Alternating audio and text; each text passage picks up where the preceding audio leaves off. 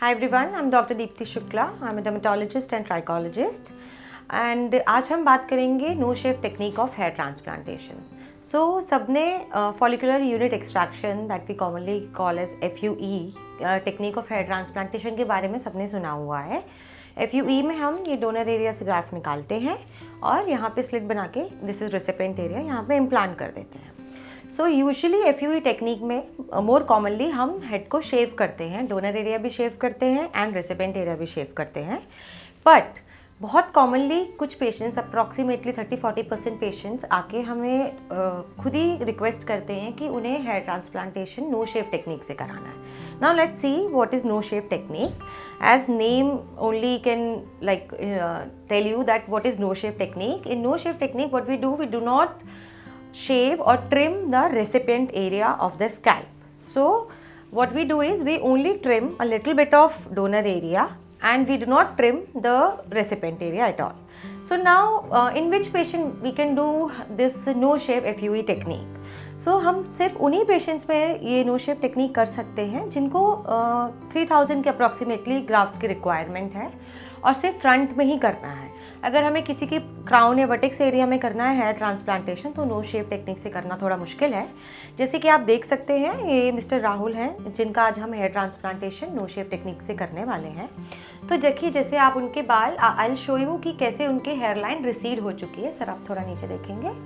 हाँ सो देखिए ये एक्चुअली इनकी हेयर लाइन यहाँ पे रिसीड हो चुकी है. तो अप्रॉक्सीमेटली ये ग्रेड 3 एंड्रोजेनेटिक एलोपेशिया के पेशेंट हैं that is male pattern baldness. जैसे कि फ्रंटल हेयर लाइन ओरिजिनली यहाँ होगी, ये रिसीड हो चुकी है एंड टेम्पोरल हेयर लाइन भी. पर देखिए सर का वर्टेक्स में डेंसिटी एंड क्राउन में बिल्कुल ठीक है, यहाँ कोई गैप नहीं है, कोई थिनिंग नहीं है, तो यहाँ पे करने की ज़रूरत नहीं है. So he is an ideal patient जिनमें हम नो शेव टेक्निक कर सकते हैं. तो जिसमें हम कैसे करेंगे, जैसे कि पहले हम डोनर एरिया बहुत थोड़ा सा ही ट्रिम करेंगे. ठीक है सर आप टर्न होंगे.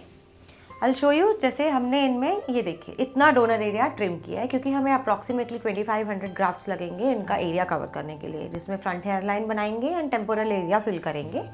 सो हमने ये इतना सा ही डोनर एरिया ट्रिम किया हुआ है. आप देखिए इनके बाल लंबे हैं तो यूजुअली सिर्फ इतना सा ही लग रहा है डोनर एरिया ट्रिम्ड. सो इससे एडवांटेज क्या होता है कि डोनर एरिया इतना ज़्यादा लगता नहीं है कि कुछ सर्जरी की है, और वैसे भी within 1 week 2 week donor area grow हो जाता है.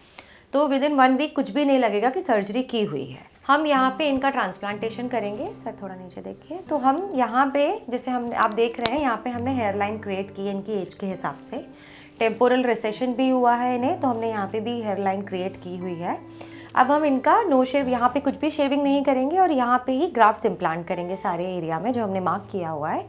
अब इससे एडवांटेज क्या होता है नो शेव का. एक तो हम नो शेव उन पेशेंट्स में करते हैं कॉमनली जिनके रिप्रेजेंटेटिव जॉब्स रहते हैं, जहाँ पे प्रेजेंटेबल रहना होता है. फॉर एग्जांपल एक्टर्स वगैरह जो दिखाना नहीं चाहते कि उनका हेयर ट्रांसप्लांटेशन सर्जरी हुआ है, या फिर ऐसे जॉब वाले पेशेंट जिनको प्रेजेंटेबल रहना पड़ता है कॉन्स्टेंटली, जिनको हाइड करना है कि कोई सर्जरी हुई है. उन पेशेंट में नॉन शेव टेक्निक बहुत एडवांटेजेस है.